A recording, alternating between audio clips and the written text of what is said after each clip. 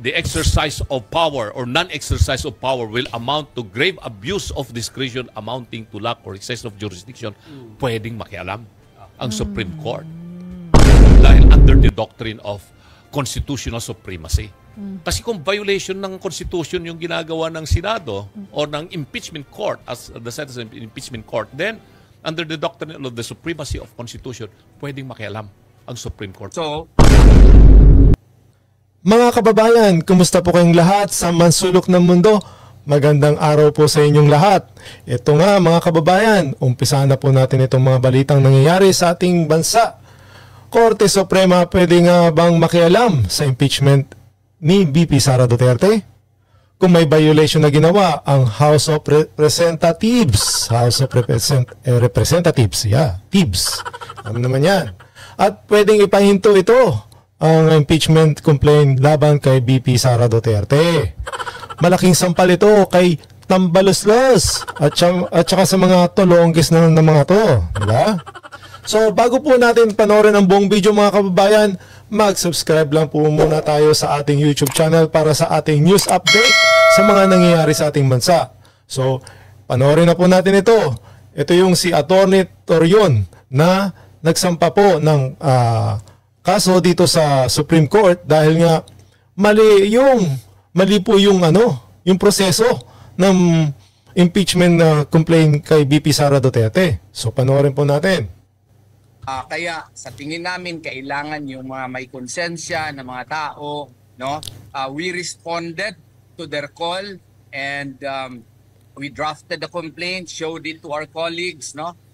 And they were convinced na dapat mag-file talaga tayo ng petition kasi nga po labag po ito sa konstitusyon, and besides ni hindi man lang binigyan ng pagkakataon, no, na makaresponde si Vice President Sara Duterte po dito sa complaint. So it likewise violates due process kasi kailangan yung tao bago sampahan ng kaso, pakinggan muna natin kung ano naman yung side niya. Yan, tama po mga kababayan. Alam niyo naman na ito ay minadali lamang kagad, di ba? Kaya ito, nag-atat na sila na ma-impeach nga ito si VP Sara Duterte. Pero ano mangyayari? E di, alam niyo na, basura yan. Dahil nga hindi sila tumupad sa tamang proseso at sa tamang rules ng konstitusyon. Yun po ang nangyari. So, ang ginawa nila, nag-shortcut, kung ano yung mga pinaggagawa nitong mga tambalusdos na to, yung mga tolonggis na to, di ba? So, ito nga, pinaliwanag ni Atty. Lambino, itong kung bakit pwedeng ipahinto o pwedeng makihalam ang Korte Suprema dito sa panawagang impeachment ni VP Sara Duterte. So, panoorin na po natin itong si Atty. Lambino ng PDP Laban, mga kababayan. Question yung legality ng impeachment ni VP Sara doon sa lower house, yung ginawa sa lower house na bakit may 4 nang naisampang kaso at 3 muna, bakit itong pang-4 ay bigla na lang sila pa. I do not want to discuss on the merits. I have not seen the petition, I have not read the petition, but ang tingin ko kasi personally talagang sa tingin ko may violation yung ginawa ng house. Imagine that ang kapal-kapal ng kaso. How many pages, I really don't know kung ano, hindi ko nababasa pa yung impeachment case. Pero yung mga evidence that were presented, ang kapal-kapal. Kaya ba nilang basahin yung 215 congressmen, yung ang kapal na ganito, in a matter of how many hours? 5 hours? 7 hours? Imposible yun, no? So, yan po, mga kababayan. 5 to 7 hours. Pwede nang basahin ng mga yung ganung kakapal na papel. Di ba? Ng mga congressman na to, mga tolonggis na to, di ba? Kayo, kaya bang basahin nyo? Inaabot pa nga tayo ng isang linggo di ba? Sa pagbabasa ng ganyan, bago natin masabi na verified nga yung ipinag-aano nila, itong ikinakasan nila, di ba? Hindi. Yung ganun. Kalahin mo yun? Sa anong oras na yun? 5 to 7 hours? Mababasa mo ba lahat yun? Ang tatalino talaga na itong mga tolonggis na to, di ba? So, ang tatalino nila. So, alam nila kaagad na ito nga ay verified. At pwedeng iakyat nga to na i-impeach nga to si VP Sara Duterte sa mga, alam mo na, yung mga pinaggagawa nila na pwede nilang iakyat ito kaagad at aprobahan na matapos agad at alam mo, ito nga wala ho nga sa proseso ang pinaggagawa nila. So, ito yung minadali ho talaga nila. Anong pakay nila na itong mga tolonggis na to, di ba? Talagang ito, malamang basura ho ito, basura ang kalalabasan na itong mga to. At sampal ito kina tambaluslos, di ba? So, and that is a verified petition. Pag binerify mo, sinusumpaan mo yan, nabasa mo yan at naintindihan mo yung pinipirmahan mo as a complainant. In this case, yung mga members of Congress. Ay, yan ang one reason behind that. And the other... Oh, yan. Verified at binasa. Hindi ho binasa eh. Nagkabigayan lang pumirma na dahil sa budget, di ba? Oh, yan lang ho yun. Yan lang yun. Hindi ho naman nagbabasa yung mga yan na ang tatalino naman ho nila, di ba? Kagad na binasa kagad yun. Hindi ho nila binasa yan. So nagmadali ho ito. Minadali ho ito. Kaya ito, basura ho ito. Ito, mga pinaggagawa nila, akala nila matatalino. Ito na nagsalita, abogado. Ito yung dapat inaano natin, mga pinapakinggan natin, yung may alam ho sa batas. Yung iba ho dyan, na tolonggis, na congressman, hindi ho, nagpapanggap na mga abogado, pero hindi naman sila abogado. Yan. Issue is, nagkaroon na ng mga naunang mga impeachment case na sinampa mga petition by other complainants, no? So, these are issues that will be tackled and discussed by the... Kaya, question nila yung legality nung pag-transmit itong fourth impeachment case doon sa... So it's legality. Gets naman yun. Yun legality. So, eto dapat, ang proseso dito, di ba nag-file sila ng unang impeachment? Una, 1, 2, 3. So, itong pang-apat ito, nag-jump ho sila. Kaya ho, nakapagsampa sila ng ng case at minadali. Dapat ho, hindi ho ganun ang proseso. Dapat yung una ang uunahin nila, yung 1, 2, 3. Yung muna ang uunahin nila. Hindi ho dumaan sa proseso. So nag-jump ho sila. Ganun nila minadali yung Akala nila masyo-shortcut nila yung yung batas. Di ba ho? Yung mga pinaggagawa na itong mga tolonggis na to, kala nila talaga ang tatalino. Diba?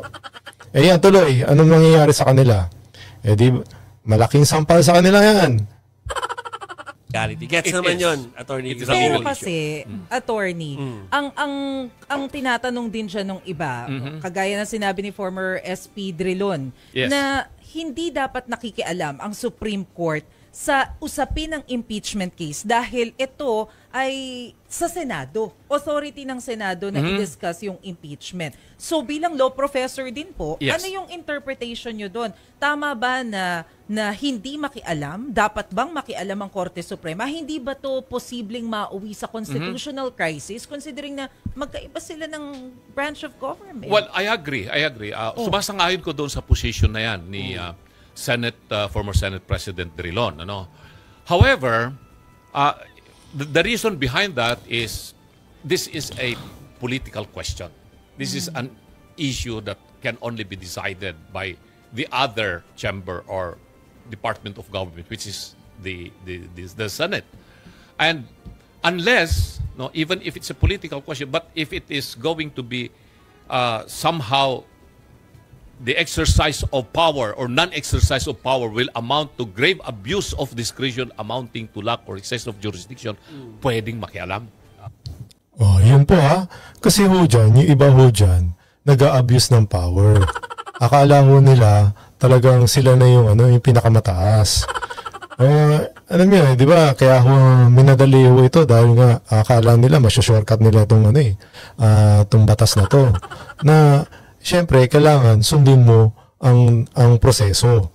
Kaya nga ho tayo may batas di ba ho? Di ba ho? Kasi ang tatalino talaga nitong mga to Kala nila talaga pwedeng i-rush lahat di ba? May proseso ho yan. Kahit nga, minsan nga, di ba, kinasuhan ka. Tapos, eto, meron tayong tawag dito, court, na ipapatawag ka at magdidingkin yung mga sa side mo.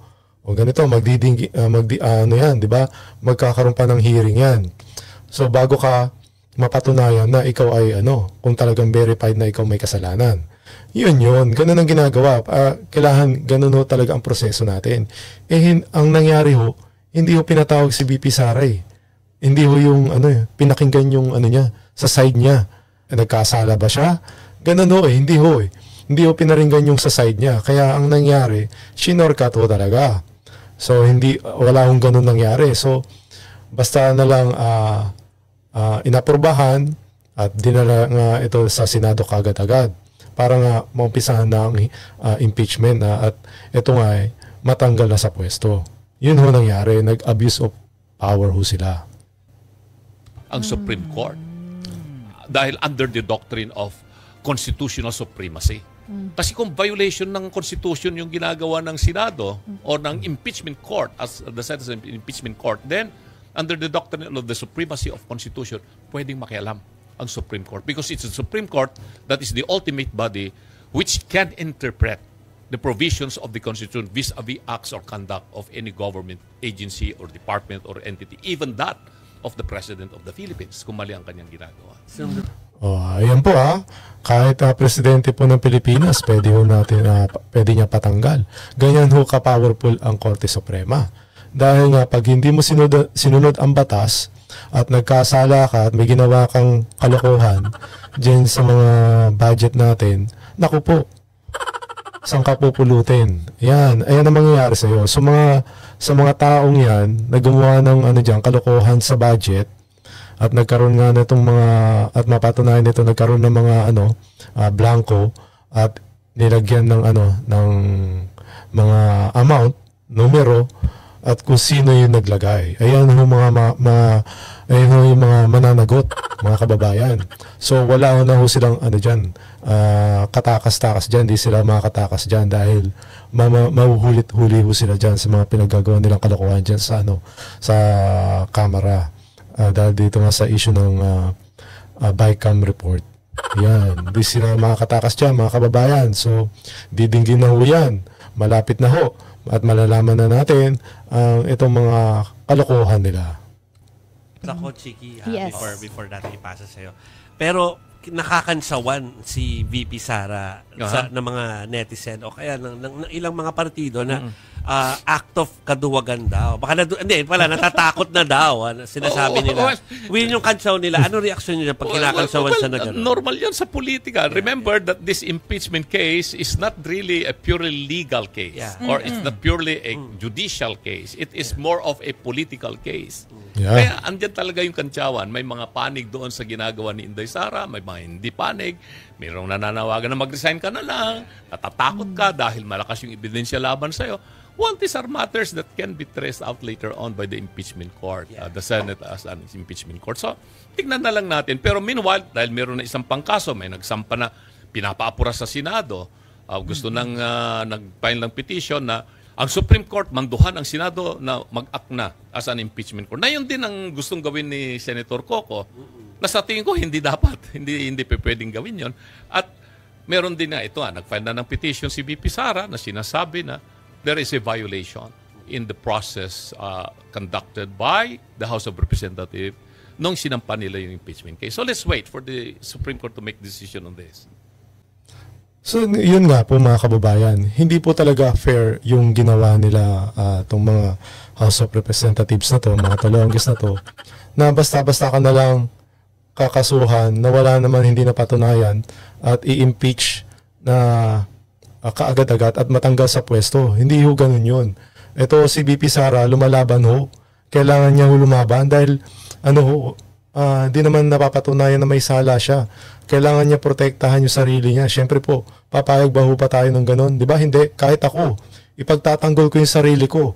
Kaya nga ako nagsampa ng kaso dahil patigil to dahil nagkaroon sila ng violation, hindi ho dumaan sa sa proseso yung ginawa nila. Kung dumaan sa proseso, pwede pa. 'Di ba? Sige, dinggin ho natin at gusto ko patunayan na wala akong kasalanan. Ganun po dapat.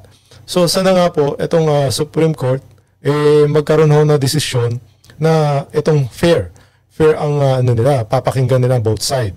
Yun po kung mali po talaga itong ginawa ng House of Representative. Kung ganun ho, talagang mababasura ho yan, mga kababayan. So ito mga kababayan, ano po masasabi nyo dito sa video ito? Mag-like and share lang po po tayo dito sa ating YouTube channel. At syempre po, huwag kalimutan mag-subscribe para po sa news update na nangyari sa ating bansa. Maraming salamat po.